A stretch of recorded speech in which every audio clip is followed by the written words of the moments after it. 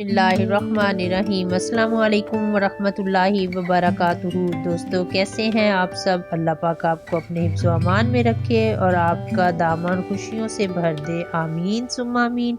आपके अपने channel home remedies and वज़ाइफ की जानिब से बहुत ही मुफीद टोटका लेकर आज आपकी खिदमत में हाजिर हूँ।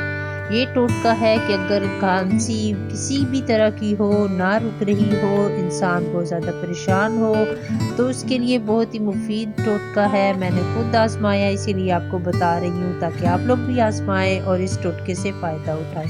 बहुत ही आसान सा टोटका है। करना आपने ये है कि 2 सेब लेने और उनके छिलकों को उतार कर 1.5 कप पानी में इतना पकाएं कि आधा कप पानी रह जाए। इसमें 1 चम्मच शहद मिक्स करें और फिर इसको पी लें। पीते हुए ये इतना नीम गर्म हो कि जो आसानी से पिया जा सके।